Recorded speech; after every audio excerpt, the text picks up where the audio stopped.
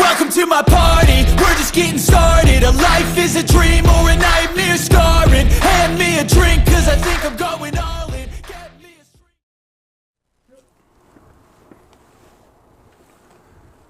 안녕하십니까. 매주 목요일 저녁 8시 여러분들을 찾아뵙는 아시아투데이 TV 유튜브 채널 라이브 방송 son국권의 현장 정치 5월 2일 순서 시작하겠습니다.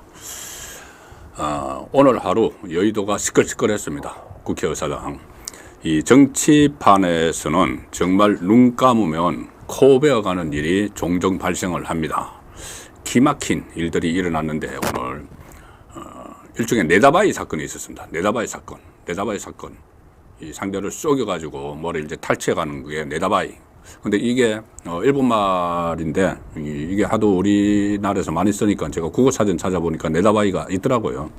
그래서 이게 이제 통상적으로 쓰이는 그 말이 네다바이인데 오늘 국회에서 이태원 특별법 이거를 미끼로 던져놓고 민주당이 미끼로 던져서 그걸 국민의힘이 덥석 무니까 그 미끼를 던지면서 동시에 1시간 후에 최상병 특검법을 낚아채 갔습니다. 그래서 제가 이거 네다바이 사건이라고 말씀을 드리는 건데, 자, 잠시 후에 이게 가장 최근 시점의 일이니까 이거 먼저 소개를 드리기로 하고, 오늘도 시청 포인트가 있습니다. 뭐 경기를 보면 관전 포인트가 있듯이 오늘은 시청 포인트. 그게 한 3가지인데 지금 말씀드린 네다바이, 도대체 국회에서 무슨 네다바이 사건이 벌어졌는지 기상천외합니다. 잠시 후에 제가 소개해 드릴 텐데, 여기 보면은 정말 정치인들 민낯이 막 드러나는 그런 일들이 오늘 드라마처럼 펼쳐졌습니다. 제가 차근차근 설명을 해 드리겠습니다. 그게 관전 포인트 첫 번째고, 두 번째 관전 포인트는 제가 썸네일에 달았는데, 조국 검찰 수사 대상이고 재판을 대법원 박정 판결을 남겨두고 있는 조국이 검찰에 빨대를 꽂고 있다. 본인 스스로 이야기를 했습니다. 빨대, 정치권에서 빨대라는 것은 이 정보망을 이용하는 그 의미를 하는 겁니다. 가령 내가 뭐 검찰에 빨대를 꽂고 있다. 그러면 검찰 상황을 나에게 알려주는 사람이 많이 있다. 뭐 국정원에 빨대를 꽂고 있다. 그런 말들을 그 정치권에서는 많이 합니다. 근데 조국이 검찰에 빨대를 꽂고 있다. 이것을 본인이 방송에 나와서 했던 이야기입니다. 이게 다른 데서 그냥 그대로 지나치고 있는데, 저는 이 방송 내용을 듣고 이거는 심각한 문제라고 해서 제가 썸네일에 올려서 오늘 시청 포인트, 조국이 검찰에 도대체 어떻게 빨대를 꽂고 있고 그게 무슨 내용인지 잠시 후에 소개해 드리도록 하겠습니다. 그리고 세 번째 마지막 관전 포인트, 물론 뭐 제가 말씀드릴 게 전부 다 저도 나름대로 많이 연구를 해서 설명을 드리니까 많이 들어줬으면 좋은데, 그래도 이제 그 중에서 몇 가지 포인트를 제가 말씀을 드리는 겁니다. 자, 세 번째 관전 포인트는 이 사기 합의를 했는데, 이거 사기쳐서 합의를 했다. 위장 합의를 했다. 이것도 일종의 이 네다바이 비슷한 겁니다. 이게 무슨 이야기냐면은 윤석열 대통령과 이재명의 차담회, 이제 며칠 됐는데 이 차담회 월요일 날 차담회를 했죠. 이 차담회 되고 나서 계속 뒷이야기들을 나오죠. 그런데 제가 이것을 종합적으로 해보니까는 이게 뭔가 사기가 있었다. 그 회담 내용을, 그러니까 회담 형식을 사전 조율하는 과정에서 사기가 있었다. 이걸 제가 발견을 했습니다.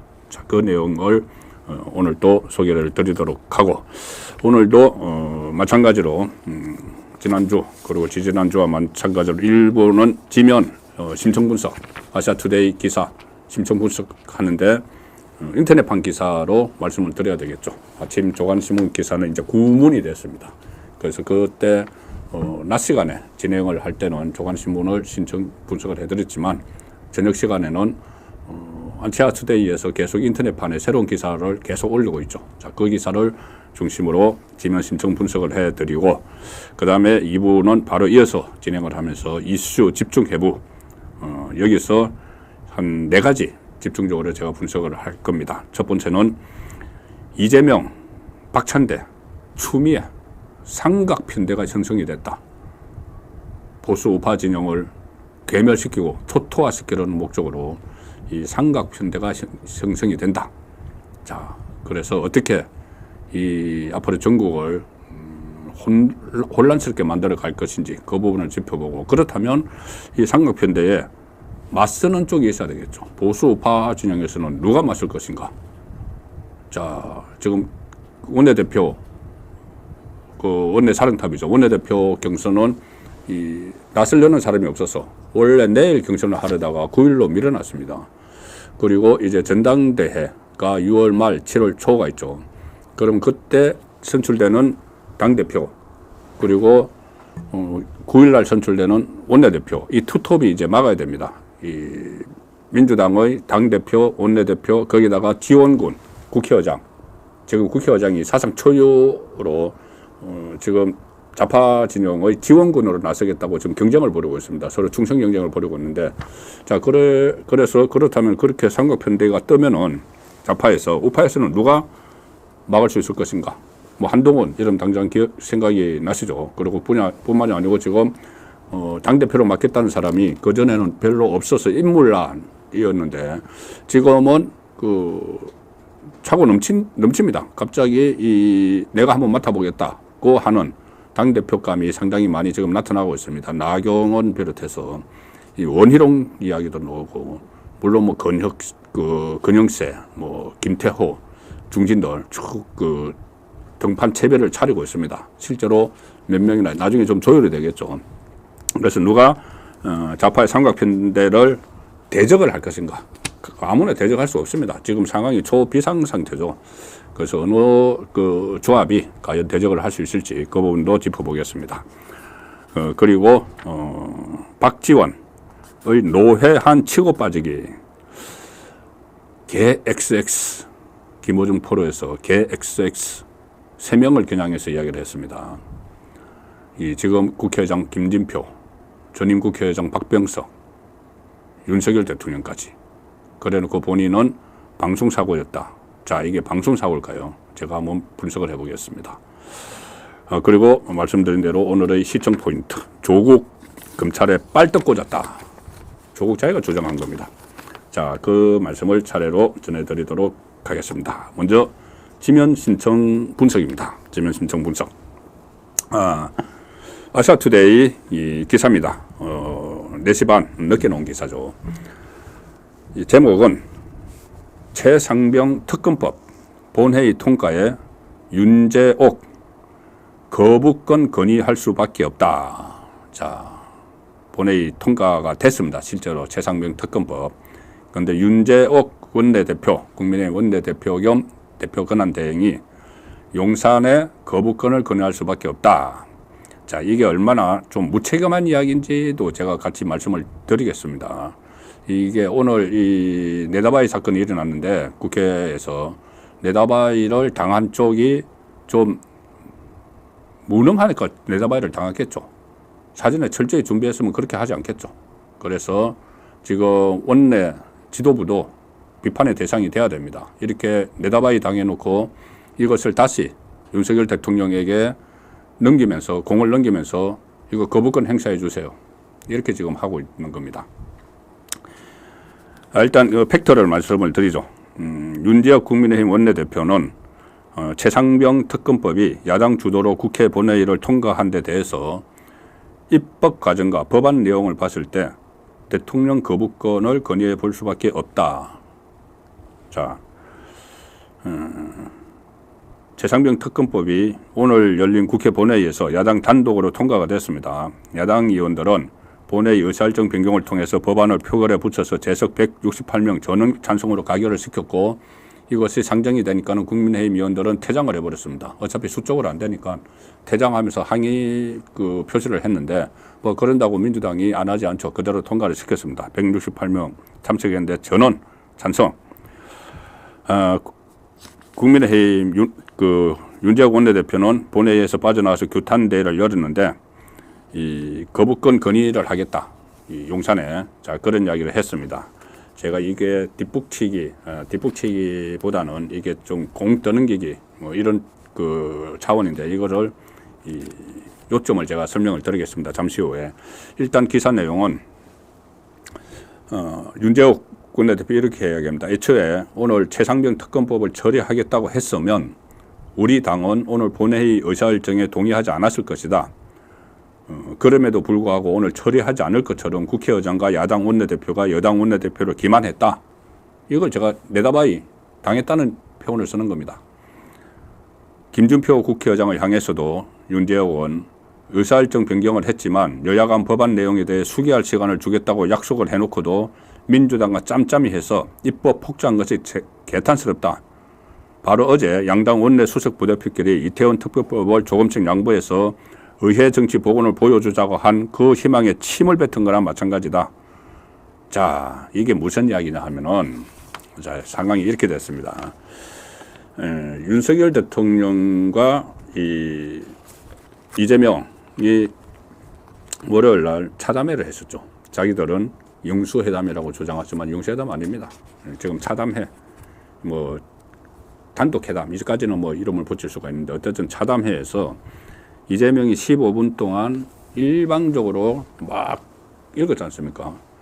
그리고 비공개 회의 들어갔는데 비공개 회의에서 접점을 찾은 것이 딱 두 가지가 있습니다. 하나는 그 의료 대란에 대처를 해야 된다. 그리고 그래서 그 의대생 정원 문제, 이것에서 의료 개혁을 해야 된다. 이 원칙적인 데만 이제 합의를 했고, 그것은 뭐 별 의미가 없습니다. 그 의료계에서 민주당까지 싸잡아 지금 비판을 하고 있기 때문에. 그리고 또 하나 의견 특허를 본 것이 바로 이태원 특별법입니다. 이태원 특별법. 여기에 대해서 윤석열 대통령이 이태원 특별법에 위헌 소지가 있다. 법률적으로 잘못된 내용이 있다. 이제 윤석열 대통령도 법조인 출신이니까는 그 대목을 지적을 했습니다. 뭐냐 하면은 이태원 특별법 안에 이 독소 조항이 하나 있다. 윤석열 대통령이 이야기한 거죠. 독소 조항이 뭐냐면은 이태원 특별법을 하면은 특별조사위원회가 구성되는데 특별조사위원회의 권한 중에서 영장 청구를 요구를 할 수 있는 그 권한이 있다. 검찰에 뭐 사법기관 아니니까 영장 청구를 직접 하지는 못하고 검찰에 이것에 대해서 압수수색 줄인데 증거 같은 거 압수수색 영장을 청구해 주세요 하는 권한이 있다. 그런데 그렇게 되면 사실상 검찰이 안 받아들일 수가 없죠. 그러면 실질적으로 이 특별조사위원회가 검찰처럼 영장 청구권을 갖는 것 아니냐. 이게 잘못된 거다. 윤석열 대통령이 그렇게 이야기했습니다. 그러니 민주당에서 그래? 그렇다면 그거 없애준다. 그러면 이제 특별법 통과시켜주는 거지. 이렇게 된 겁니다. 그래서 국민의힘에서 이제 그 다음에 이제 다른 것도 몇 가지 고쳐가지고 그래 이제 합의를 했습니다. 합의를 했는데 이게 독소조항이 이게 분명 이 법안을 제대로 받는지 안 받는지 모를 정도인데 그거 외에 독소조항이 수두룩합니다. 이태원 특별법에 말하자면 독소조항만 말해도 지금 끝이 없을 정도예요.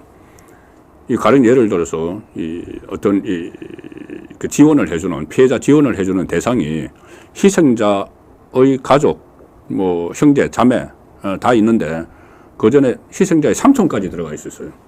근데 삼촌은 이제 빠졌습니다.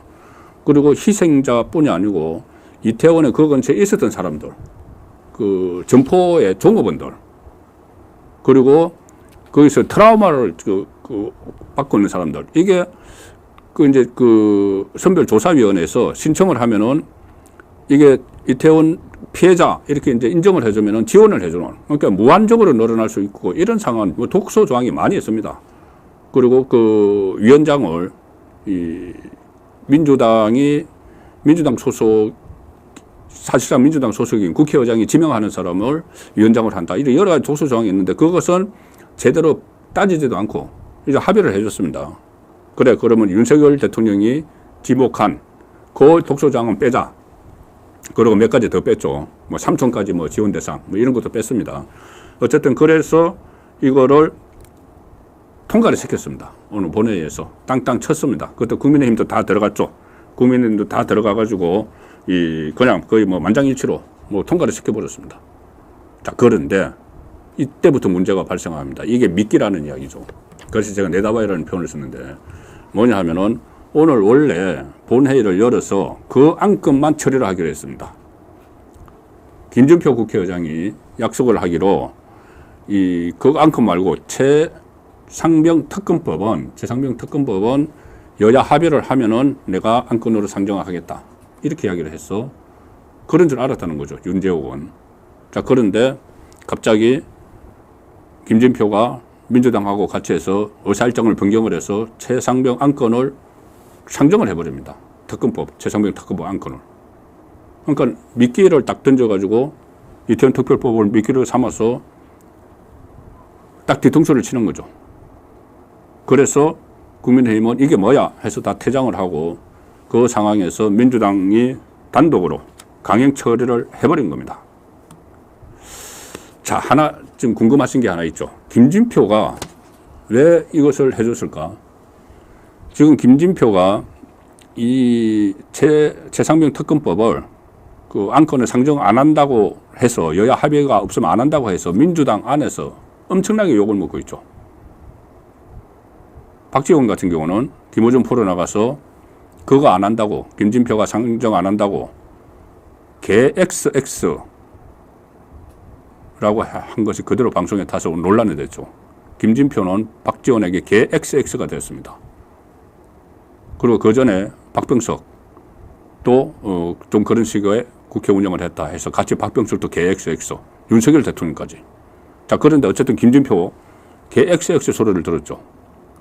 그리고 모레 김진표가 남미 그리고 북미 출장을 가는데 그 출장 못 가게 하겠다. 그거 안 해주면은, 그 상정 안 해주면은 민주당 의원들이 그래서 모레 그 출국장에 가서 항의하겠다. 막 이런 이야기까지 했습니다. 거기에서 넘어가서 아니면 겁을 먹어서 그랬는지 김진표가 상정을 해버린 겁니다. 상정을 해버려서 이게 통과가 돼버렸죠. 자, 그러고 나니까 이 협치에, 그러니까 이 이태원 특별법을 통과시키고 나서 협치에 물꼬를 텄다. 협치 물꼬를 텄다. 이런 식으로 막 이야기를 했죠. 국민의힘에서. 자, 협치에 물꼬를 터는 그 법안이 통과돼서 1시간 만에 뒤통수를 맞은 겁니다. 바로. 뒤통수를 맞으니까,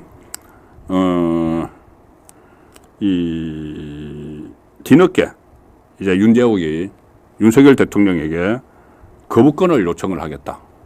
거부권을 요청하겠다. 그러면 이것은 윤재옥 원내대표가, 그러니까 국민의힘 지도부가 제대로 대처를 못해서 뒤통수를 맞고 내다바이를 당해놓고 그것을 뒤처리를 윤석열 대통령에게 넘겨버리는 거죠. 아, 우리 이렇게 당했으니까는, 그런 이제 남은 수단은 대통령 거부권이니까 그 거부권 좀 행사해 주세요. 자, 그러면은, 이 윤석열 대통령 입장에서는 이게 어떤 거냐 하면은, 윤석열 대통령 입장에서는 얼마 전에 이재명 만나서 이재명이 막 그 이야기 했죠. 거부권 너무 많이 선거돼서 지금 9번 썼고 이번에 10번째인데 만약에 하면은 선거에 대해서 사과하라. 그리고 재발 방지 약속하라. 뭐 그건 이제 정치적으로 막 요구를 하는 거라고 해도, 그래서 그 상황에서 거부권을 바로 또 총선 완패했는데 썼는데 상당히 부담이 있겠죠. 아무래도 뭐 쓰긴 쓰겠지만은 부담이 있겠죠. 그리고 가장 중요한 건 이 최상병 특검법이 윤석열 대통령을 겨냥을 하는 겁니다. 탄핵 밑자락 가는 겁니다. 그걸 덜컥 뺏겨버린 거죠. 내다바에 당해버린 거죠. 그러니까 기습적으로 당해버린 거죠. 아예 오늘 그 본회의를 안 연다. 그 이태원 특별법도 독소조항이 많기 때문에 이거 안 해. 하고 본회의를 안 열었으면 되는데, 본회의 이제 열려놓으니까는 국회의장이 의사일정 변경해서 특검법, 최상병 특검법까지 밀어넣어서 처리를 해버린 겁니다. 이게 왜 윤석열 대통령을 겨냥을 하는 법안이냐 하면은, 자, 이 최수건 상병이죠. 해병대. 정말 안타까운, 정말 슬퍼죠. 안타까운 죽음을 당했습니다. 그 홍수 그 인명구조 지원 나갔다가. 그런데 그 사건 자체는 사망사건은, 군내 사망사건은 경찰로 넘겨야 되기 때문에 경찰에서 지금 경북경찰청에서 수사를 하고 있습니다. 사망사건 자체는. 왜 이런 사망에까지 이르게 됐는가. 그리고 또 하나는 공수처에서 수사를 하는데, 이거는 민주당에서 고발을 해서 공수처에서 수사를 합니다. 공수처 수사는 뭐냐면은 그것을 사건을 처리하는 과정에서 외압이 있었는지, 용산에 외압이 있었는지, 그 용산 그 비서실과 그때 그 국방부 장관이 서로 통화를 했다. 뭐 그런 게 있었죠. 이종석 국방부 장관과. 자, 그래서 용산에서 외압을 행사했을 거다 하고 공수처에다가 민주당이 고발을 해서 공수처가 수사를 하는 겁니다. 그 두 갈래 수사죠. 그런데 공수처는 아시다시피 문재인 때 만들었죠. 공수처장 김진욱 지금 뭐 임기 다해서 나갔지만은 검사들도 그때 문재인 때 다 했던 사람들이에요. 그 사람들이 수사를 하고 있는데 공수처도 못 믿겠다. 자기들이 만드는 조직이면서. 그러면서 특검해야 된다. 경찰은 아직 그 수사를 검찰로 이첩도 하지 않았는데 무조건 특검해야 된다. 몰고 가는 이유가 박주민이 여기 뭐 TF 뭐 부위원장인가 그런데 민주당 박주민이 그 이야기를 했습니다. 이번 그 최수건 상명 특검법 수사 대상에 윤석열 대통령도 포함된다. 당연히 포함된다. 이렇게 이야기를 했습니다. 윤석열 대통령에게 책임을 묻겠다. 이게 무슨 의미냐면은 탄핵 정국을 조성을 하려면은 민주당이 지금 탄핵 정국을 조성을 하려면은 그냥 윤석열 대통령이 국정 운영 잘못한다. 이거 가지고는 안 됩니다. 대통령이 탄핵 요건은 직무 수행을 하면서 중대한 헌법이나 법률을 위반했을 때죠. 그래서 직권 남용 꼬투리를 잡으려고 하는 겁니다.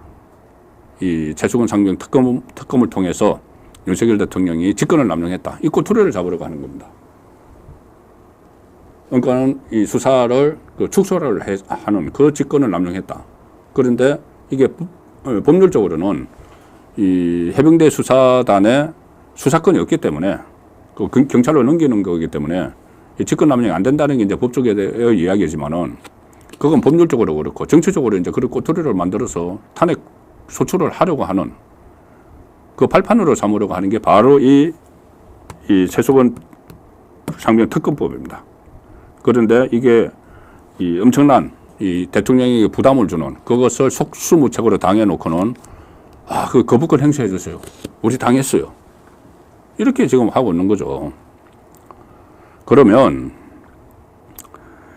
이 거부권을 이제 행사를 하게 되면은 이게 2주 이내에 대통령이 거부권을 행사를 하면은 그게 다시 이제 국회로 갑니다. 국회로 가면은 다시 재투표를 합니다. 재투표를 해서 3분의 2가 되면은 그대로 이제 특검법이 통과돼 버리는 겁니다. 3분의 2. 그때는 이제 거부권도 필요가 없죠. 만약에 3분의 2가 안 되면 이제 폐기가 되는데. 자, 그런데 이게 3분의 2가 완전히 안 될, 3분의 2가 될 가능성이 조금 있다는 겁니다. 왜 그러냐면은 지금 여러 가지 이제 현역 의원 숫자로 보면은 국민의힘에서 18명이 이탈을 해서 찬성을 해버리면은 이게 통과가 되는 상황입니다. 지금 의석 구조로 보면은. 그런데 이게 무기명 투표예요. 이게 제 의결은. 그 누가 어디에 투표를 했는지 모릅니다. 그래서 지금 정가에서 나오는 이야기는 국민의힘 안에서 이번에 공천 못 받아서 낙천한 사람들 있지 않습니까? 낙천자들 많이 있죠. 그건 아직 현역 의원입니다. 5월 29일까지. 그 낙천자들, 또 낙선한 사람들, 그리고 또 김웅, 조금 전에 댓글을 달아주셨던데, 김웅, 오늘 국민의힘 중에서 유일하게 남아서 찬성 투표했습니다. 다른 사람 다 퇴장했는데.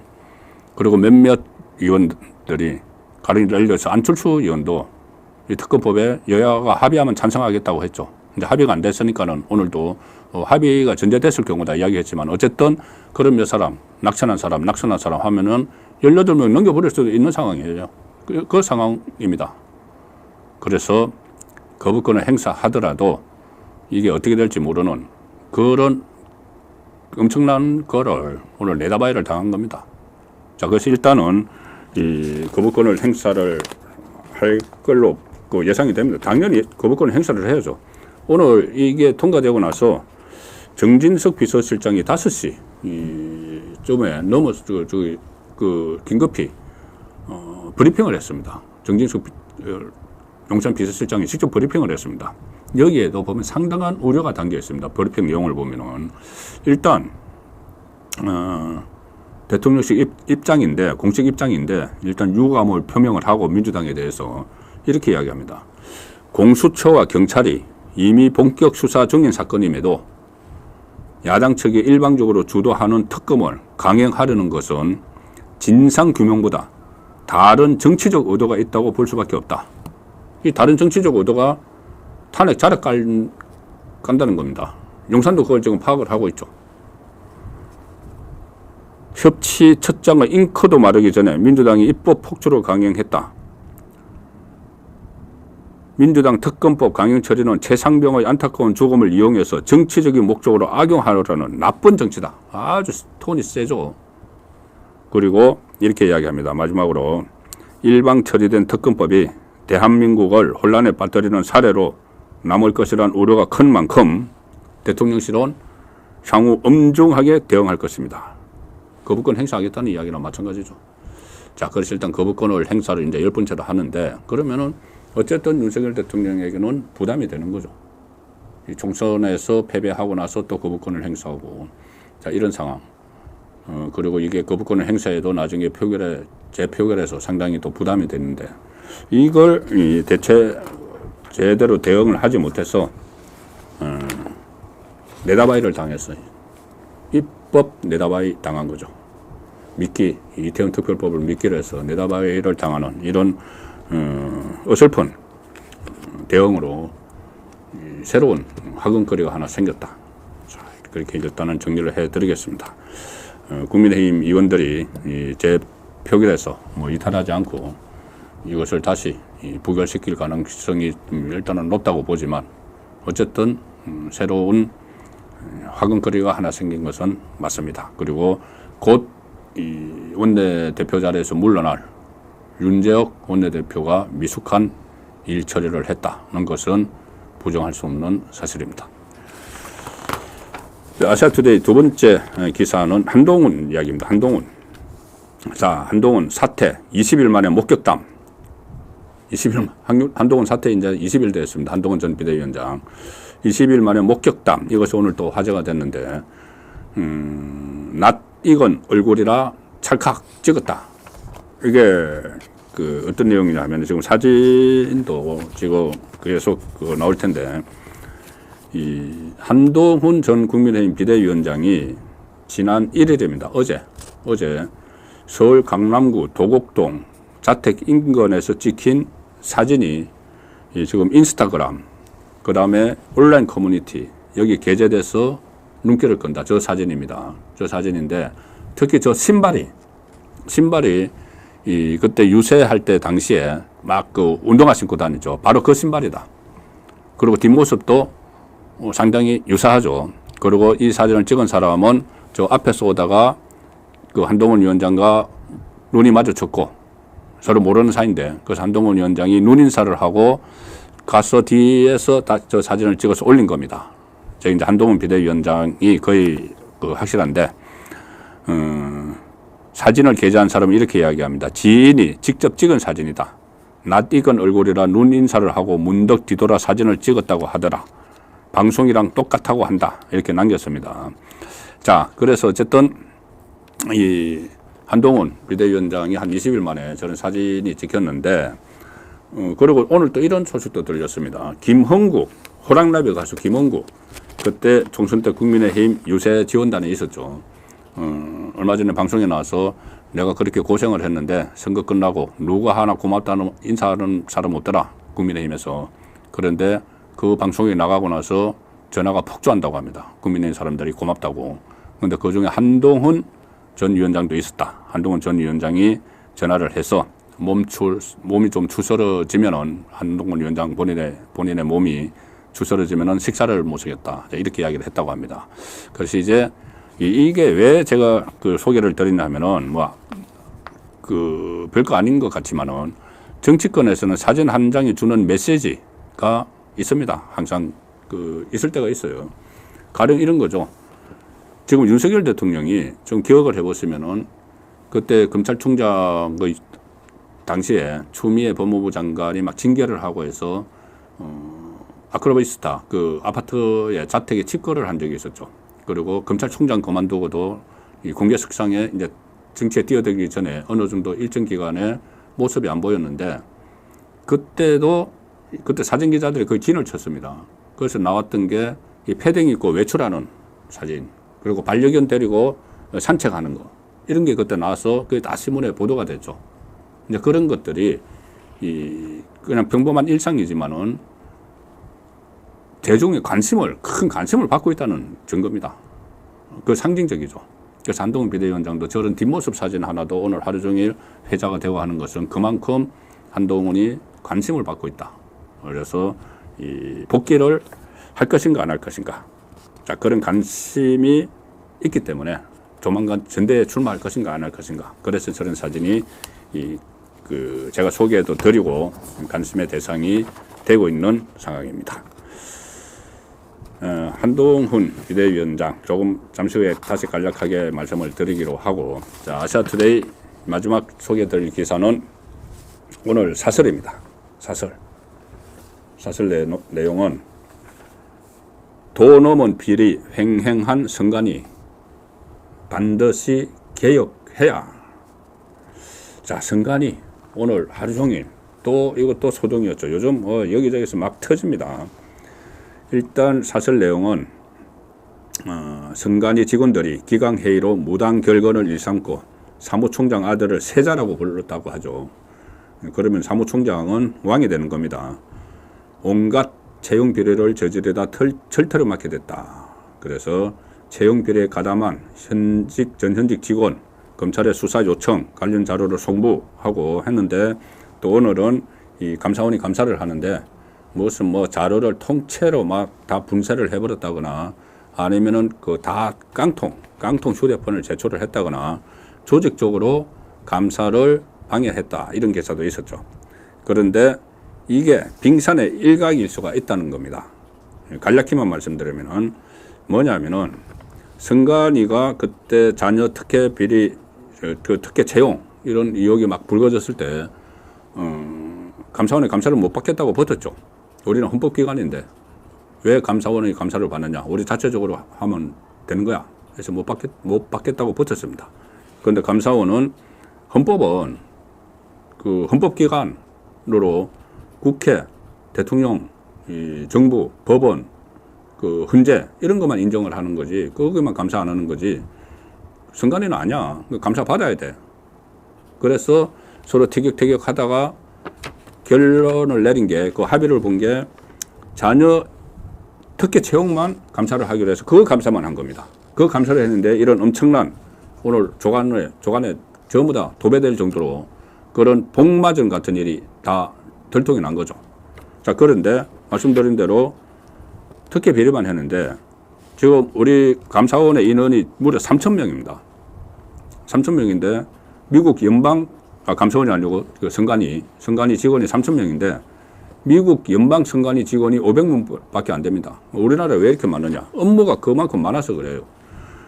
조금 전에 말씀드린 지금 감사를 한 것은 자녀 특혜 채용 이것만 감사를 했는데, 자, 선관위의 업무, 선거 관리, 그 다음에 정당 사무 관리, 이 정치자금 사무 관리, 시민 정치 교육, 선거 제도 연구, 엄청난 일들을 합니다. 그래서 지금 이 부분에 대해서는 감사를 하지 않았다는 거죠. 그렇기 때문에 제가 지금 드러난 것은 빙산의 일각이다. 이 감사원이 검찰에 수사를 의뢰를 했기 때문에 이게 이제 검찰이 수사를 하고 미진하면 특검을 해야죠. 이런 걸 특검을 해야죠. 조국이 이야기하는 한동훈 특검, 그냥 거의 이제 복수를 하자는 거, 조민에 대한 복수를 하자고, 한동훈 딸의 입시 문제를 파헤치자, 그래서 특검을 하자. 국고 수십억을 들여가지고 100명 가까운 인원을 투입을 해서 특검을 하자는 건데, 그런 건 특검할 게 아니고 이걸 특검을 해야 되는 거죠, 하려면은. 자, 그래서 이 감사원에 대해서는 폐지를 해야 된다. 그런 이야기까지 나오지만 폐지를 하려면은 헌법을 고쳐야 됩니다. 그래서 폐지는 할 수 없지만 폐지에 가까울 정도로 완전히 바꿔야 된다. 이런 여론은 지금 확산이 되고 있습니다. 그리고 여전히 감사원이 불신을 받고 있으니까 이번 총선 결과에 대해서도 많은 분들이 개표 조작이 있다, 이렇게 주장을 하시죠. 그런 것도 감사원이 정말 신뢰를 받고 있으면은 그 설득력이 더 많이 떨어질 텐데 이렇게 불신을 받고 있고 복마전 같은 행태를 보이고 있기 때문에 그런 부정 개표 의혹도 잘 수그러들지 않고 있는 그런 상황으로 보입니다. 자, 지면 심층 분석은 여기서 마치고 이수 집중 해부를 해 보겠습니다. 지금 말씀드린 대로 첫 번째 집중 해부할 대상은 이재명, 박찬대, 추미애, 삼각편대, 우파 초토화 작전이 시작이 됐다. 자, 이게 뭐냐면은 지금 이재명은 민주당 당대표로 8월 달에 다시 연임을 할 태세입니다. 거의 확실합니다. 이게 이런 사례가 없었는데 이 추대 형식이 될 것 같습니다. 그래서 이재명이 여전히 이 톱에 서서 민주당을 이끕니다. 민주당을 이끄는데 투톱, 당의 투톱 그러면 보통 당대표와 원내대표죠. 그런데 이재명이 연임하는데 그 22대 국회 개원할 때부터 원내대표는 박찬대, 이재명의 신복이죠. 신복 중에 신복이죠. 뭐 가장 기억을 하시기 좋은 거는 그 사진, 과거에 이 코에 묻은 뭐 이재명 뭐를 떼어주던 박찬대, 신복 중에 신복. 그 박찬대를 사실상 추대합니다. 여러 명의 그 원내대표 경선자들이 있었는데, 뭐 서영교도 있었고 많이 있었는데, 이재명이 박찬대 이번에 원내대표 출마한다며 딱 한마디 하니까 다른 출마를 하려고 했던 사람들이 일제히 엎드려 버렸습니다. 그래서 이재명, 박찬대 투톱이 이제 나가는데 강성이죠. 초강성이라는 게 자기들 이재명 살려고 하는 겁니다. 구속 안 되고 버티기 위해서는 어쨌든 전국을 혼란스럽게 만들어야 되니까. 자, 그런데 왜 삼각편대냐? 이 두 사람을 청면 지원하는 게 추미애가 될 수가 있습니다. 추미애. 국회의장은 지금 하려고 하죠. 자, 국회의장. 조금 전에 말씀드렸다시피 국회의장이 그 직권상정을 할 수 있고, 뭐, 임시국회 같은 경우에 본회의, 개의도 할 수 있고, 여러 가지 할 수가 있습니다. 근데 이제 특검법이 앞으로 본격적으로 김건희 종합특검법 이런 거 이야기하지 않습니까? 그럼 특검법이 국회에서 상정을 시켜야 되는데, 예를 들어서 김진표는 오늘 뭐 바로 납작 엎드려가지고 뭐 상정을 했지만은, 그 전에 이제 중립을 지키겠다 이렇게 할 경우에는 그 상정을 안 해주면 이제 차질이 빚겠죠. 근데 추미애는 무슨 소리? 국회의장이 왜 중립이어야 돼? 중립 기어 넣으면 안 돼. 나는 중립 안 할 거야. 무조건 민주당 편 들 거야. 이렇게 이야기를 하고 있죠. 그러니까 추미애가 아니라도 다른 도전자들, 국회의장 되려고 하는 뭐 조정식이나 정성호나 우원식이나 전부 똑같은 이야기 하고 있습니다. 국회의장 중립 필요 없어. 이재명이 하려는 대로 할 거야. 그래서 충성 경쟁을 막 벌이고 있는 상황이죠. 그래서 일단 추미애가 지금 개딸들의 전폭적인 지원을 받고 있으니까는 추미애가 국회의장이 되면은 이게 이 삼각편대가 된다는 이야기입니다. 그리고 특히 추미애는 아주 위험한 발언을 하나 했습니다. 뭐라고 했냐면은 자기가 이제 충성맹세를 이재명이 하느라고 이재명의 지금 마지막 단계 목표는 탄핵 전국 만드는 겁니다. 특검 전국을 해서 막 소동을 일으켜서 소용돌이를 쳐서 나중에 탄핵 전국으로 가겠다는 건데, 뭐 최상병 특검법도 그 자락갈기라고 제가 말씀을 드렸죠.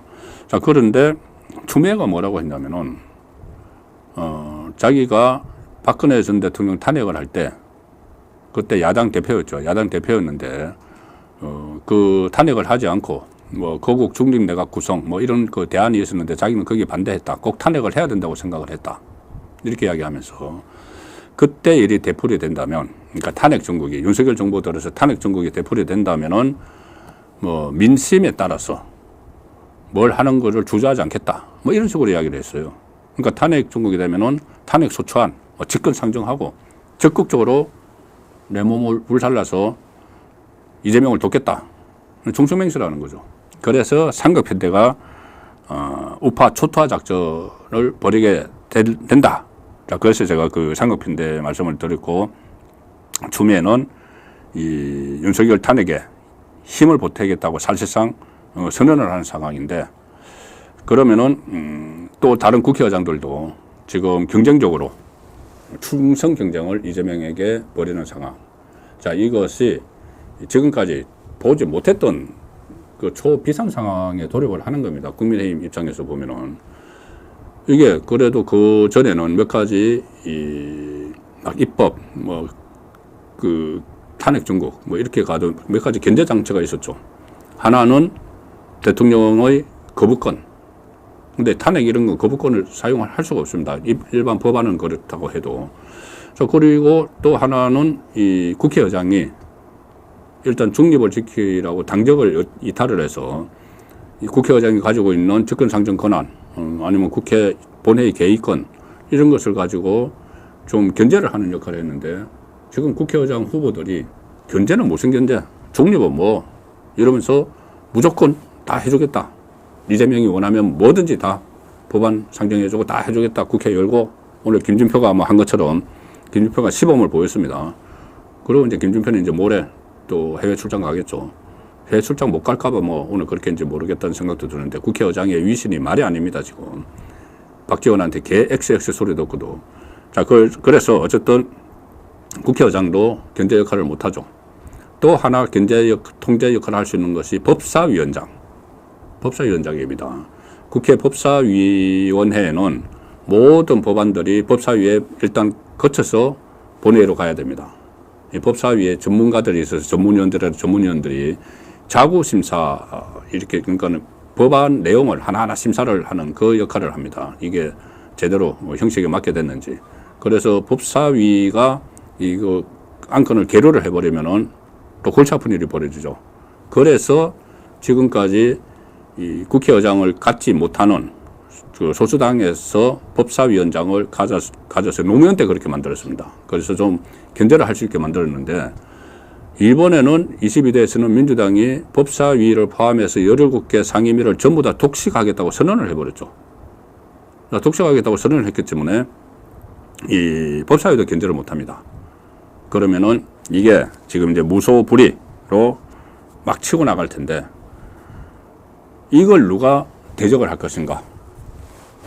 자, 그래서 이 대적을 할 수 있는 사람은 국민의힘의 투톱이겠죠. 한 사람은 당대표, 한 사람은 원내대표. 자, 우선 원내대표가 원래 3일 날, 내일 선출을 하려고 했는데, 뭐 이철규, 뭐 찐윤이라서 안 된다, 이런저런 옥신각신 하던 끝에 이 후보 등록을 한 사람이 없었어. 9일로 미뤘습니다. 자, 그 과정에서 지금 몇 사람이 이제 하겠다는 사람들이 나오고 있습니다. 추경호, 대구의 추경호, 경제부총리 출신이죠. 또 뭐 부산의 김도국 몇 사람들, 또 오늘 또 그 중진 한 사람이 또 그 출마를 선언을 했고, 나와서 이제 경선을 할 텐데, 이 원내대표는 이제 그 중에서 한 명이 나서겠죠, 투톱으로. 아무래도 좀 그 전투력 있고 강한 사람이 나와야 되는 상황입니다. 여기서 뭐 친윤 배제론, 특히 영남 배제론, 이렇게 이야기하는데, 이게 저는 얼토당토 않다는 생각이 드는 것이, 당 지도부의 영남 배제론, 이번에 국민의힘이 이 지역구에서 당선된 사람이 90명입니다. 90명, 90명. 그런데 영남 지역구에서 당선된 사람이 59명, 59명, 90명 중에서 거의 60명, 3분의 2죠. 3분의 2가 영남인데, 영남이 뒷전에 가 있으라. 그리고 친윤 마찬가지입니다. 책임은 있죠. 뭐 선거 패배 책임은 있지만, 책임이 있다고 해서 친윤 다 안 된다? 친윤도 한 3분의 1 정도 됩니다. 당신자들 중에서. 서로 이제 겹치죠. 영남 3분의 1, 친윤 3분의 1 겹쳐서. 어쨌든 친윤 빼고 영남 빼면은 할 사람이 없습니다. 원내대표도 처음에 아무도 등록을 안 하니까, 이철규가 한다니까 등록을 안 하고 있다가 지금 연계가 돼버리는 게 상황이죠. 그래서 지금 누구 빼고 뭐 제가 조금 전에 말씀드린 대로 그 삼각 편대가 뜨면서 초비상 상황이라는 인식을 가져야 되는데 이것 빼고 저것 빼고 이런 한가한 때가 아니라는 것이죠. 자, 그리고 가장 중요한 것이 한동훈입니다. 한동훈 등판을 할까 이 문제인데 한동훈 부분에 대해서는 제가 여러 차례 말씀을 드렸습니다. 총선 패배 책임을 지는 것도 좋지만 지금은 책임을 져서 좀 잠시 한숨 돌리는 것도 좋지만 지금은 초비상 상황이다. 과연 적임자가 누구인지를 봐야 된다. 나경원도 있고 김태호도 있고 뭐 윤상현도 나온다고 하고 또 원희룡이 뭐 할 수도 있고 다 있지만 한동훈이 이거 만약에 이 뒷수습을 지휘를 한다면은 그 결자 해제 차원이 되는 것이죠. 그리고 뒷수습을 하면서 그러니까 이 상황이 어떻게 그러니까 조국과 이재명 조국이 언제까지 이것을 끌고 갈 것이냐 이런 그 혼란한 전국을 그 변수가 하나 있죠. 두 사람에 대한 사법 처리죠. 구속 조국이나 이재명이든 지금 구속 위기에 다 몰려 있습니다. 제가 일일이 설명을 안 들어도 몇 차례 말씀을 드렸고 다 잘 아실 겁니다. 어떤 사법 위기, 어떤 구속 위기인지. 자, 그러면은 그런 그 2조 심판론을 가지고 한동훈 비대위원장이 선거를 치렀죠. 이재명 조국 심판론. 물론 그것이 프레임이 잘못됐다. 이제 선거가 지났으니까는 그런 이제 반성도 있고 반성도 나오고 하지만은 어쨌든 2조 심판이 불필요하다는 건 아니죠. 2조 심판이 필요한데 그걸 선거 첫 번째 전략으로 내세운 것이 좀 미스가 있었다. 그런 이야기입니다. 그래서 2조 심판을 계속 제기를 해가면서 당을 이끄는 데는 한동훈이 좀 책임자 아닐까. 자, 그거는 저 개인적인 판단입니다. 비상시국에서는 전투력 강한 사람이 투톱을 맡아야 된다. 물론 경쟁자가 있으면은 도전자가 있으면은 경선을 치러야 되겠죠. 경선을 치러서 되는 사람이 이 당을 이끌어야 되는데 제가 말씀드리는 것은 한동훈을 굳이 배제하면은 안 된다는 이야기입니다. 한동훈도 참여를 본인이 하겠다면은 해야 된다는 거죠. 그리고 상황이 정말 한동훈 정도의 전투력이 있는 사람이 아니면 안 된다고 생각이 되면은 끌고 나와야죠. 여론이 당심이 당내 여론이 끌고 나와야죠. 조금 전에 그 말씀드린 것처럼 뒷모습 하나가 이렇게 관심을 받고 있는 이런 상황은 여건을 조성을 하는 겁니다. 한동훈 등판론에 대해서.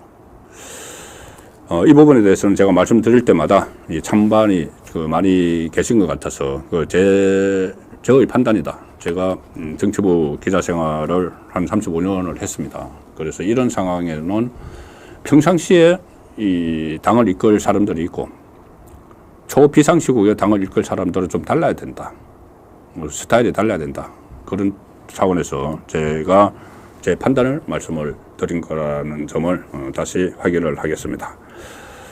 시간이 너무 빨리 가는 것 같아서 제가 지금 오늘 시청 포인트 두 가지 전해드리겠습니다. 박지원의 노회한 치고 빠지기, 국민을 농락을 했다. 이재명에게 그 충성 메시지 보내고 실수 위장한 것인가? 자, 이 문제인데 박지원이 개 XX 뭐 이런 발언을 했죠. 이런 발언을 했는데 김우준 TV에서 그 이야기를 했는데 이게 과연 본인이 실수한 것일까? 그러니까 본인은 이 라이브 방송이 시작된 줄 모르고 그 개 XX라는 발언을 했다고 하는데 제가 김우준 방송 처음 들었습니다. 이거 취재를 하기 위해서 확인을 하기 위해서 김우준 방송을 들으니까 이제 뭐 편집이 돼 있는데 그 방송이 줄거리상으로 보면은 그게 이게 라이브가 시작된 줄 모르고 했다고 보기는 어렵습니다. 왜 그러냐면은 뭐 박병석 이렇게 이야기 나오다가 그 놈들 뭐 이렇게 이야기를 합니다. 그러니까 놈에 대해서 이게 지금 켜놓고 이제 방송이 시작되는 중에 하는 거죠. 김어준이 약간 놀라는 척합니다. 놈? 뭐 그런 말씀 뭐 이렇게 하니까 이제 방송에서 그런 말씀 안 된다는 거죠. 그러니까는 그때는 이미 쭉 그러니까 방송이 온돼 있는 겁니다. 방송이 이제 나가고 있다는 걸 서로 아는 거죠. 개 XX 발언 그 다음에 나옵니다. 그 다음에 나옵니다. 그러니까 이게 이 방송이 되고 있다는 걸 알면서 이렇게 내가 실수했다 이렇게 하는 거죠. 실제로는 본인이 하고 싶은 메시지를 보내고 이걸 이제 사태를 후폭풍을 최소화하려고 내 방송이 나간 줄 몰랐다. 저는 그렇게 했다고 봅니다. 왜 그러냐면은 박지원 방송을 수십 년 했죠. 수십 년 하면은 그 정도는 다 파악을 합니다. 이게 그 방송이 조금 전에 제가 말씀드린 대로 서로 대한 내용만 봐도 이것은 방송 전에 하는 잡담, 방송 전에 잡담 많이 하죠. 근데 그것과는 다른 이야기입니다. 그래서 저는 이 박지원이 치고 빠지기를 했다. 그리고 그 목적은 본인이 국회의장에 욕심이 있으니까 조금 전에 말씀드린 대로 지금 기존에 국회의장을 하겠다는 추미애, 뭐 정성호, 조정식, 우원식 전부 다 충성 경쟁을 하는데 자기는 늦게 뛰어들었으니까 확실하게 하나 해야 되겠다 해서 전임 국회의장들 이재명 말을 잘 듣지 않던 김진표, 박병석을 개 XX 그리고 내친 김에 윤석열 대통령까지. 자, 그래서 만약에 이게 방송 전에 사담이라고 해도 저는 큰 문제가 있다고 보는 것이 그러면 이제 사담 방송이 시작하기 전에 김어준하고 박지원이 이야기합니다. 이야기하면서 김진표도 개 XX, 박병석도 개 XX, 윤석열도 개 XX. 그러면서 자기들끼리 낄낄거리는 거죠. 대통령을 개 XX라고 하면서 그 좌파 진영에서 지도자급이죠. 김어준은 완전 좌파 지도자입니다. 그냥 그 평론하는 사람이 아니에요. 정치무당 이렇게도 불리는데 그런 위치에 있는 사람들이 대통령을 둘이서 낄낄거리면서 개 XX. 만약 이게 방송 중인 줄 모르고 방송 전에 잡담을 했다고 해도 큰 문제가 있는 것이죠. 그래서 윤석열을 이제 집어넣으면서 그 윤석열 대통령이 집어넣으면서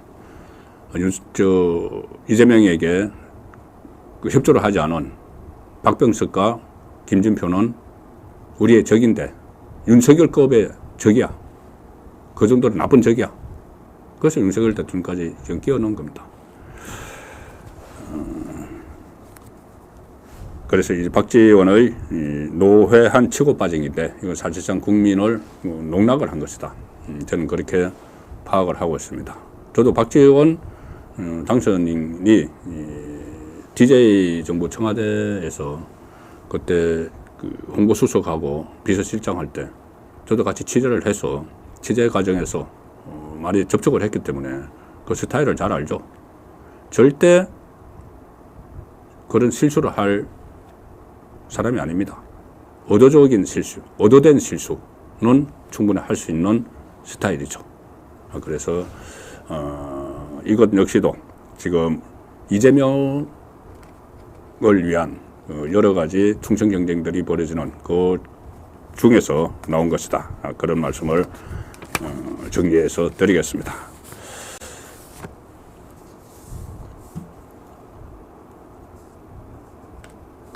그리고 제가 이제 그 말씀드리기로 한 게 이제 두 가지네요. 사기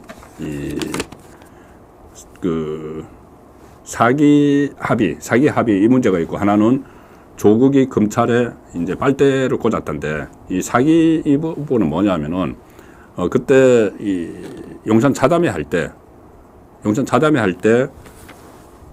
사전 실무 조율이 있었죠.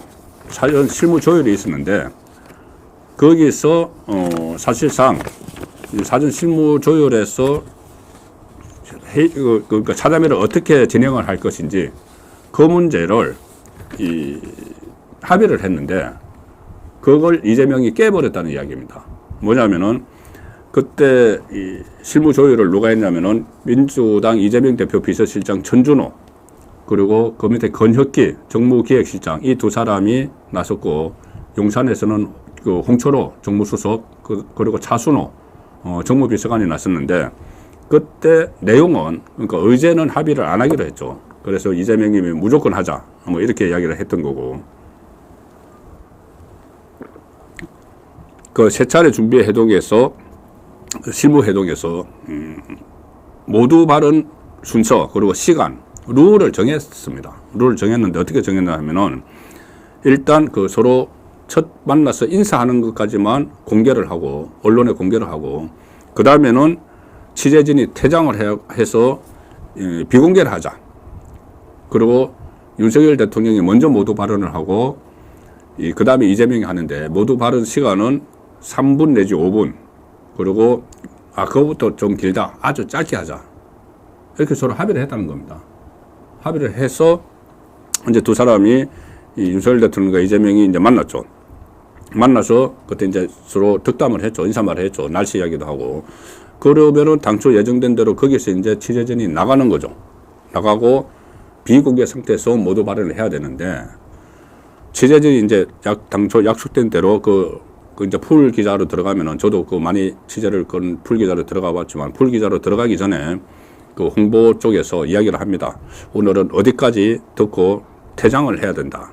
자, 그래서 그걸 다 알고 있기 때문에 두 사람이 덕담을 하고 인사를 했기 때문에 취재진이 이제 퇴장을 하려고 뭐 카메라 철수하려고 하죠.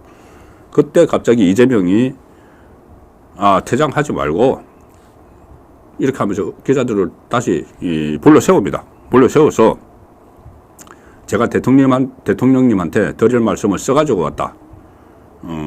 그러면서 이 A4 용지를 여기서 10장을 꺼내죠.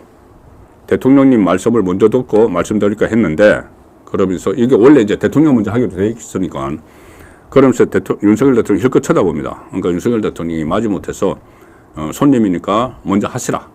이렇게 하니까 15분 동안 막 메시지 읽는데, 그것은 대통령에게 하는 것이 아니고 자기 지지자들에게, 이재명 지지자들에게 일종의 알리바이를 만들어주는 겁니다. 내가 대통령 앞에서 이런 이야기 다 했어. 한 16가지. 내가 다 하는 거 봤죠? 내가 이런 사람, 이렇게 개딸들한테 이야기하는 거죠. 정치적 알리바이 만드는 겁니다. 그래서 이제 그렇게 하기 위해서 합의를 깨버렸다. 사전 조율한 합의를 깨버렸다. 그 합의를 깬다고 해서 윤석열 대통령이 그 자리에서 읽는데 그거 그만하라고 할 수는 없지 않습니까? 기자들이 다 보고 있고 나중에 국민이 다 볼 텐데. 그래서 일종의 어떻게 보면은 뒤통수를 맞은 거다, 이것도. 그래서 그 다음에 비공개로 돌아갔을 때 윤석열 대통령이 아예 모두 발언을 하지 않고 그 이재명이 말한 데 대해서 일일이 이제 반박을 하는 과정에서 뭐 민주당이 이야기하는 대로 비공개에서는 85대 15로 발언이 있었다. 윤석열 대통령이 발언을 많이 했다. 자, 그 속사정을 제가 말씀드린 이런 것 때문에 그런 상황이 벌어졌습니다. 조국이 검찰에 빨대를 꽂고 있다. 조국이 이게 거제 방송에서 거제 MBC 뉴스 하이킥이란 프로그램에 출연을 했습니다. 거기서 조국이 이런저런 이야기를 하다가 이런 실토를 해버렸습니다. 뭐라고 했냐면은 뭐 검찰 개혁 뭐 이런 이야기를 하고, 또 뭐 김건희 여사 검찰 소환 뭐 이런 것은 이제 MBC니까, MBC 좌파 방송이니까 그런 이야기를 주로 하다가 조국이 이런 말을 했습니다. 그러니까 이제 진행자가 이 법대 교수 출신이고 하니까 검찰 내부 사정을 알려주는 사람도 있지 않느냐 이렇게 이야기하니까 조국이 하는 말이, 실제로 제가 실명을 밝힐 수는 없지만 당연히 아는 사람들이, 그리고 지인들이, 또 선후배가, 심지어 제자까지 검찰에 많이 있지 않겠느냐. 그러면서 그 사람들이 내부 상황을 저한테 알려주고 있다. 이렇게 이야기합니다. 그러면서 검찰 안에서 이 검사들은 김건희 소환해야 되고 한동훈, 윤석열 수사해야 된다고 막 이야기하는데, 검찰 간부들은 거기서 자기 출처하려고 조심스럽다 이런 취지로 막 이야기를 합니다. 자, 여기서 중요한 것은 검찰 안에서 이 내부 상황을 조국에게 알려주는 사람이 있다. 지금 조국은 이 검찰에 의해서 기소를 돼서 1, 2심에서 징역 2년을 받아서 대법원 확정 판결을 앞두고 있죠. 그리고 또 하나 수사를 받고 있습니다. 검찰의 수사를 받고 있습니다. 뭐냐면 그때 대검이 재기수사명령을 내렸죠. 울산시장 선거 불법 개입 혐의에 대해서. 그래서 그것이 다시 수사가 시작이 됩니다. 그러면 수사를 받고 있는 피의자, 대법원 확정 판결을 눈앞에 둔 피고인에게 그 서울법대 제자들 아니면은 서울법대를 조국도 다녔으니까 거기 선배들, 뭐 선배는 이제 별로 없겠죠. 후배들이 자기에게 정보를 다 주고 있다는 이야기가 되는 겁니다. 검찰에서. 그러면은 판사들도 서울법대 출신들이 다 줄을 이루고 있죠. 그러면 거기도 다 판사, 법조 안에서 다 정보를 주느냐. 그 법조계의 정보를 조국에게. 특히 조국은 1심에서 3년 이상을 막 끌었죠. 법원에서. 그리고 2심에서 징역 2년을 받았는데 법정 구속도 안 시켰죠. 그래서 지금 조국이 이렇게 이 활개를 치고 있는 겁니다. 그럼 그것도 다 조국의 인맥이 법조계에 있는 인맥이 작동을 한 것이냐. 이런 문제까지 이 의심을 하지 않을 수 없는 자, 그 상황이라서 제가 조국이 검찰에 빨대를 꽂고 있다고 이건 상당히 중요한 문제입니다.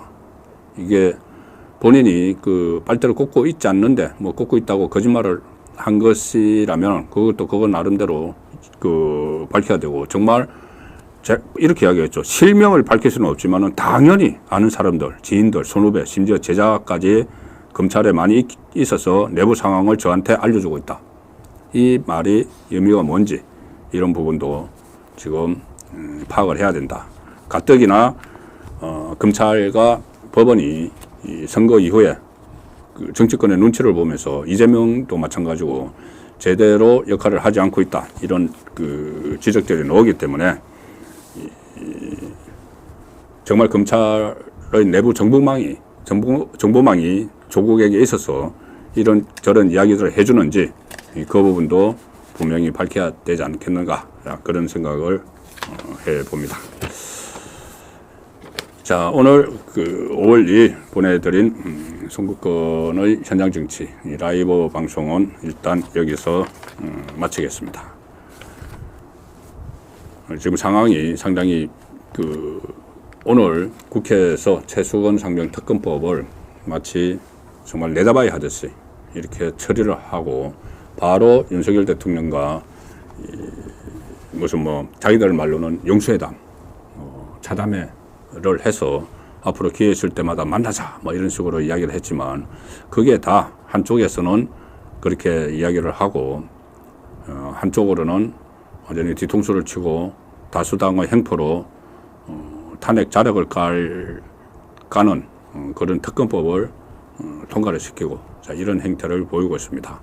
그래서 22대 국회 출범도 하기 전에 이제 한 달 남았는데 21대 국회 이런 식의 힘 자랑을 한다면은 더 극심한 여수야다가 192대 108이 된 22대에서는 어떤 일이 일어날지 정말